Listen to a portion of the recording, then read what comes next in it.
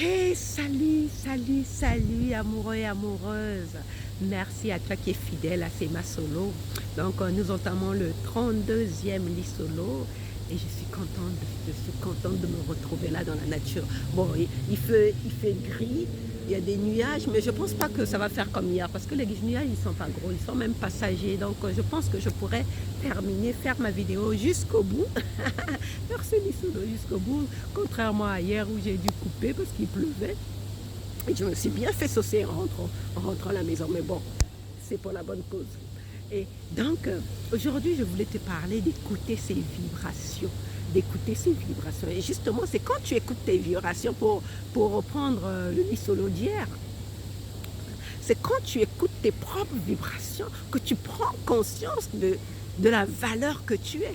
Que tu es une femme, que tu es une personne qu'on ne peut en aucun cas qu'on ne peut en aucun cas traiter avec négligence. Hein? Si il y a quelque chose, on va en arriver au sujet, c'est écouter, le sujet aujourd'hui, c'est écouter ses vibrations, voilà, écouter ses vibrations. Or, dans une relation, donc pour poursuivre avec la conversation d'hier, dans une relation, quand tu as un partenaire qui te néglige, ça veut dire que les vibrations que tu lui as envoyées sont les vibrations d'une personne qu'on peut négliger. Parce que nous sommes des êtres de vibration, d'énergie. Et l'énergie, ça vibre. Mais avant d'aller en profondeur dans ce lit solo sur l'écoute de ces vibrations, je vais te partager l'histoire de mon mentor virtuel, hein, parce que je ne l'ai jamais rencontré. Donc, il racontait qu'il était il vit dans les îles, hein, il vit aux Caraïbes, donc il vivait je pense qu'il vivait à la Barbade et il devait déménager pour l'île de la Grenade. Et donc, à la Barbade, dans son voisinage, il y a un voisin, voilà, il y a un voisin qui a emménagé et dès qu'il est rentré en contact avec ce voisin-là, il y a une peur bleue qui l'a poigné au niveau de ses tripes, mais rien que de voir ce voisin, hein, il a commencé à flipper. Rien qu'un regard de ce voisin le faisait flipper, mais il ne sait pas pourquoi. Mais après, il s'est raisonné. C'est ça le problème avec nous les humains. Hein? Et justement, il expliquait la gazelle. La gazelle, par exemple.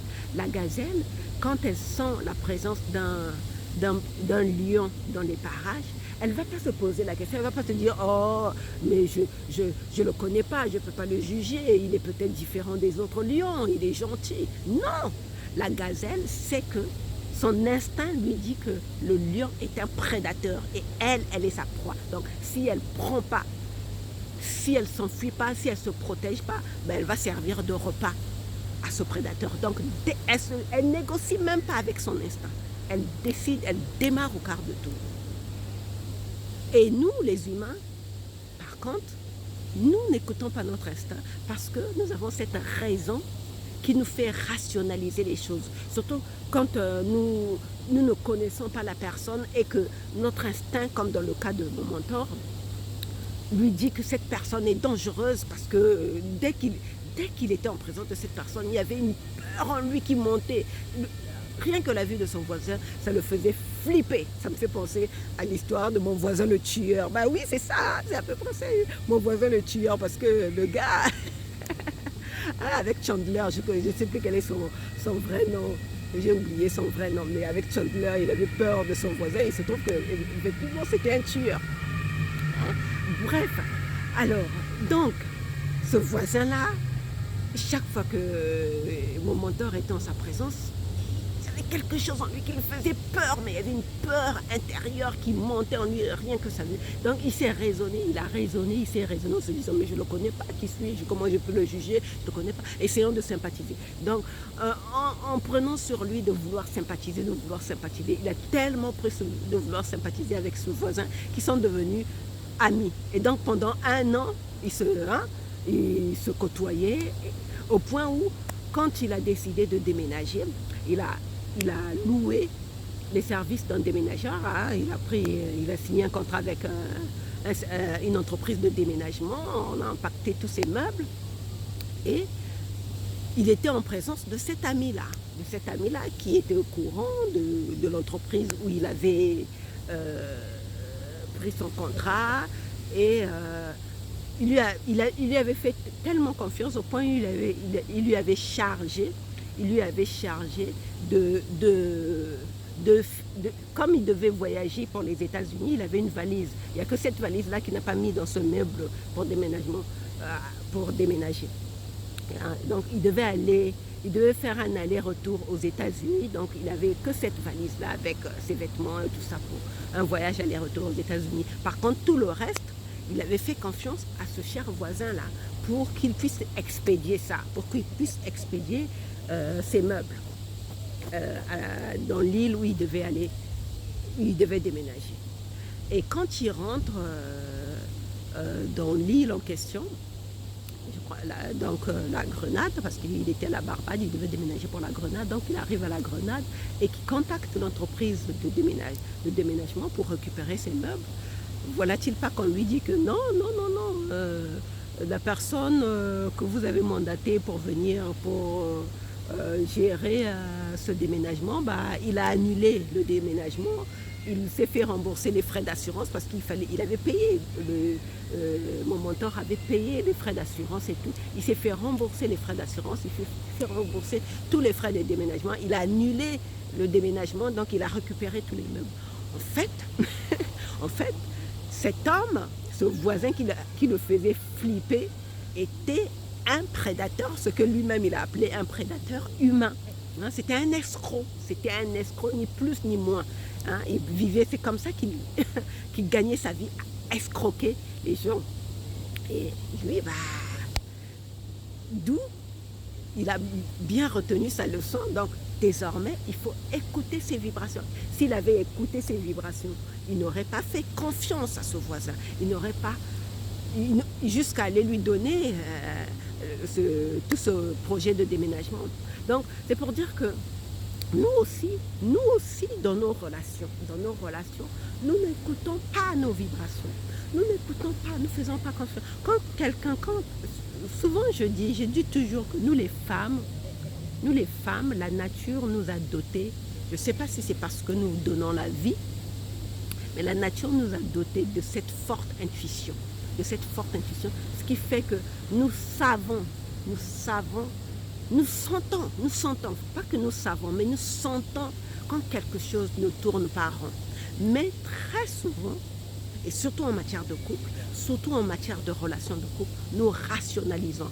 Tout ça parce que le plus souvent, nous avons peur d'être seuls, nous ne voulons pas, si nous sommes en relation, nous ne voulons pas rompre notre relation, nous ne voulons pas quitter notre partenaire, ou bien, comme pour mon ami qui est dans une relation purement toxique, qui ne veut pas rester seul, qui ne veut pas du tout rester seul.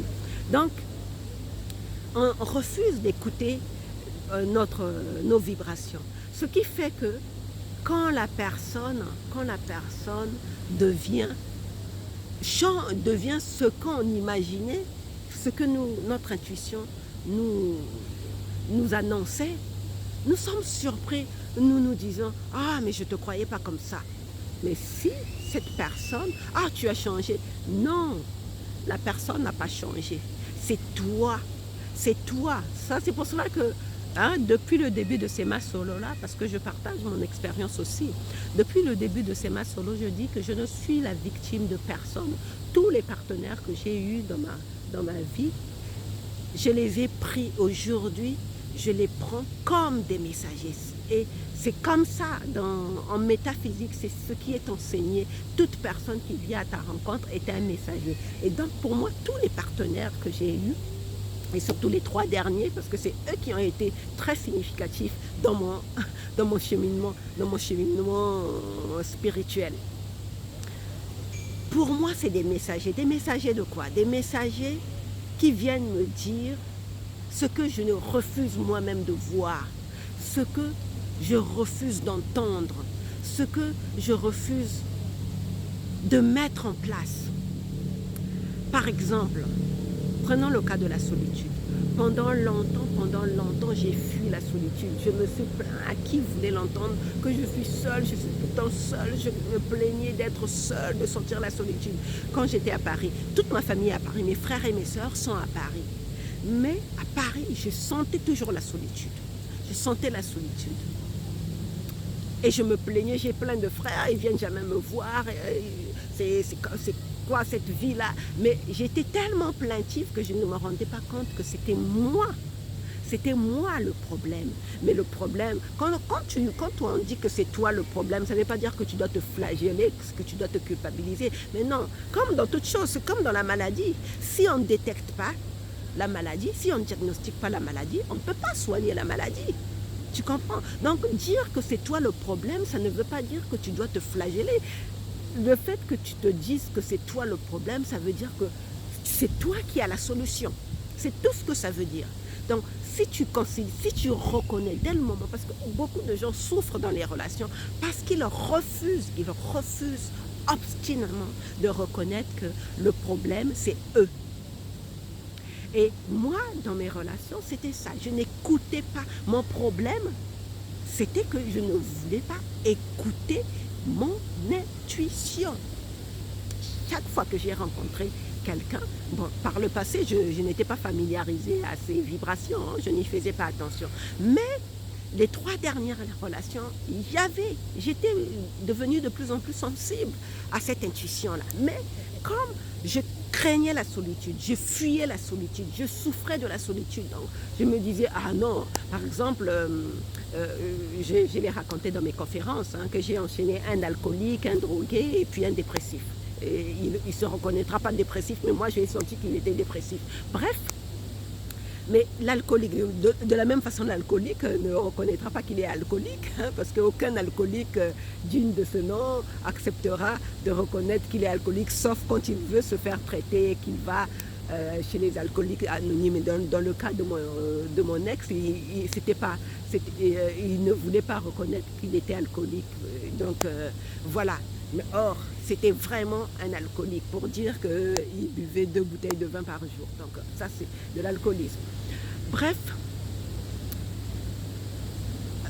donc quand je rencontre cet homme, pourtant, justement, j'ai vu qu'il avait un problème avec l'alcool parce qu'il m'avait invité à l'apéro, il m'avait invité à prendre l'apéritif avec lui. Et pendant l'apéritif, il avait déjà pris 3 verres de rosé. 3 verres de rosé alors que il devait manger après et il mangeait au vin rouge. Il ne mangeait pas au rosé. Donc, à l'apéritif, moi quand j'ai vu ça, ça m'a tellement mis mal à l'aise que je suis partie. Que j'ai prétexté que j'allais travailler le lendemain parce que c'était mon voisin. Ah, toujours cette histoire de voisin. Oui, moi dans mon cas, cet ex-là, c'était mon voisin. Donc, comme quoi, ces voisins-là, si un jour tu as un voisin qui te donne des sueurs froides, dis-toi qu'il vaut mieux que tu t'en tiennes loin. Donc, ce voisin-là, justement, je sentais qu'il avait un problème avec l'alcool. Mais moi, comme je souffrais de solitude et que comme ça faisait longtemps que je n'avais pas, que j'étais seule, je voulais être en relation. Et il était beau, il était riche. Hein? Donc, il était le type d'homme, physiquement, le type d'homme dont j'avais toujours rêvé. Et donc, quand j'ai vu qu'il avait ce problème avec l'alcool, je me suis mise à rationaliser, à me raisonner, à me dire « Oh, mais Sylvie, on ne refuse pas un homme parce qu'il prend 2 verres, 3 verres de trop, hein, 3 verres. » Non, je me suis mise à rationaliser dans ma tête. J'ai pas envie de raconter toute l'histoire. Ça s'est mal terminé. Ouais, ça s'est mal terminé parce que une histoire ne peut pas fonctionner avec un alcoolique. Il y a des violences verbales, il y a des... enfin, lui, dans son cas, c'était pas à mon égard, hein, parce qu'il avait peur de moi. Enfin, il me respectait, on va dire ça comme ça. Il me respectait. Et donc, cette peur, cette violence, il exprimait vis-à-vis de mon enfant. Et donc, pour protéger mon enfant, il mieux valait rompre. Donc, j'ai rompu. Et après, je rencontre donc, le deuxième partenaire qui, lui, a des problèmes avec la drogue. Et moi, je sentais aussi, quand j'ai commencé avec lui, quand il me faisait la course, je sentais qu'il y avait quelque chose qui ne tournait pas rond. Il y avait quelque chose de pas net. Mais dans cette situation-là, encore une fois, c'était encore la solitude que je voulais voir. Et lui, en plus, je me souviens, quand on était deux désespérés, et ça aussi, ça me fait sourire, parce que quand tu es dans le désespoir, ne rentre pas dans une relation, parce que tu prends un billet aller simple vers une relation toxique, mais toxique de chez toxique, parce que vous êtes deux désespérés, et surtout si toi, tu te rends compte et que tu travailles sur toi, bah, ça va te faire encore plus mal, parce que l'autre, il ne veut pas sortir de son désespoir. Et donc, toi, tu vas te retrouver à faire le psy malgré toi. Et même dans ce cas-là, lui, il ne voulait même pas que je fasse le psy, parce qu'il ne voulait pas reconnaître qu'il avait un problème. Bref, donc là aussi, ça se passe mal. Bon, je l'ai déjà raconté dans d'autres vidéos, hein, je ne vais pas revenir là-dessus. Ça se passe mal.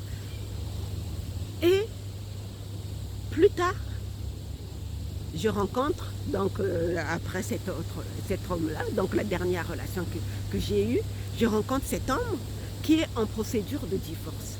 Quand je le rencontre, on avait l'impression qu'il portait toute la misère du monde sur son visage. Et en discutant avec lui, je réalise que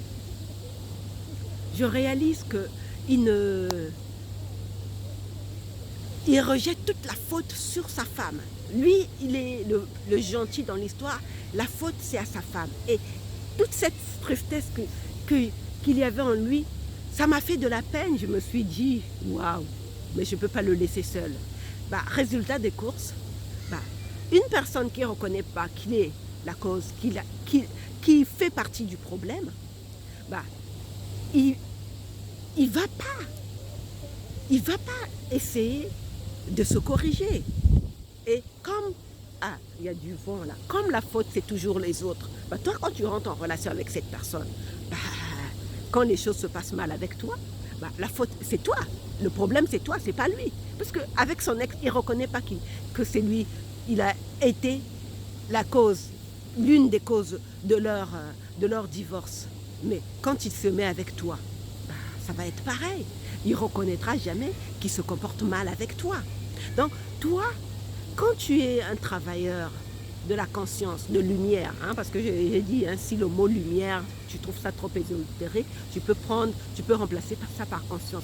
Quand tu es une personne qui travaille à la conscience, à élever ta conscience, bah, tu réalises que ces personnes-là, tu vois, un alcoolique, un drogué, un dépressif, tu te dis, mais le point commun entre ces personnes, c'est qui? C'est qui le point commun entre ces personnes? Bah, c'est toi. Dans mon cas, c'était moi. C'était moi le point commun. Ces personnes n'étaient que des messagers. Ils étaient en train de me transmettre un message sur ce que je ne veux pas voir en moi. Je ne veux pas régler mes problèmes. Je ne voulais pas régler mes problèmes. Je voulais trouver mon salut dans une relation. C'était ça que ces personnes étaient en train de venir me dire.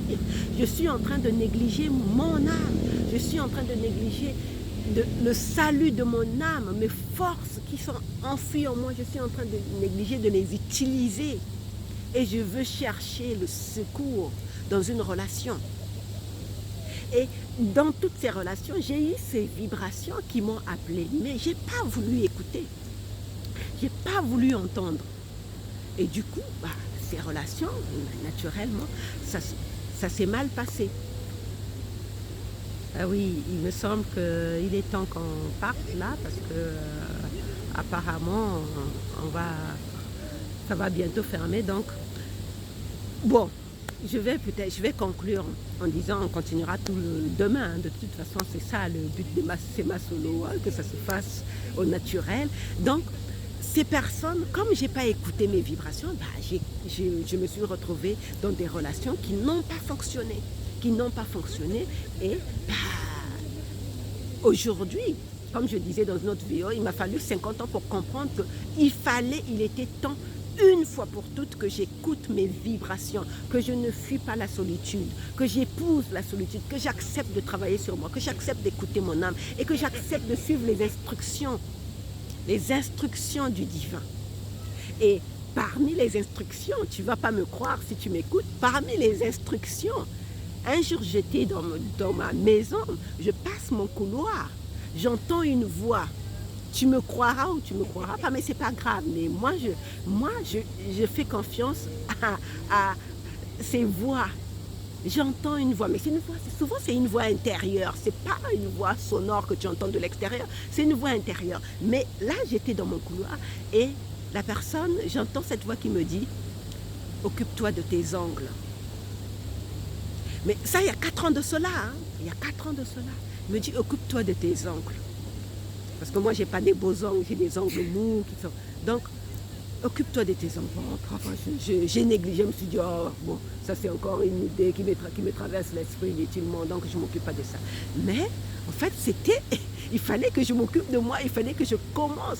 Et quand j'ai décidé d'aller chez l'esthéticienne, je me suis dit, ah, s'il y a 4 ans, j'avais écouté cette voix qui m'avait dit va t'occuper de tes ongles, tu te serais senti de mieux en mieux. Parce que le fait que j'avais décidé d'aller chez l'esthéticienne prendre soin de moi, ça a enclenché, ça fait un effet domino dans ma progression, dans mon éveil spirituel et surtout dans cette autonomie et dans cette prise de conscience que c'est moi, mon bonheur dépend de moi. Et depuis là, bon, on va dire depuis la rupture, parce que j'avais rompu avec mon partenaire, et puis après, j'ai décidé de prendre soin de moi. Et depuis que j'ai décidé de prendre soin de moi à 100%, mais les choses ne font que aller de mieux en mieux. Je vais de succès en succès. Ce sont des petits succès, on peut qualifier ça de petits succès, mais pour moi, ce sont des sauts quantiques, parce qu'aujourd'hui, j'écoute réellement mes vibrations et ces vibrations-là m'emmènent vers des voies qui ne font que me réjouir chaque jour un peu plus. Et je parlais de miracles, je disais que cette année sera l'année des miracles. Eh bien, je n'arrête pas de vivre des miracles. Et je viendrai témoigner à la fin de l'année de ces miracles. Mais pour l'instant, je vais m'arrêter là parce que, voilà, vous savez, j'entends, ça siffle. Oui, je vais m'arrêter là. Donc, on se retrouve demain pour un autre épisode. Bisous, bisous, ciao.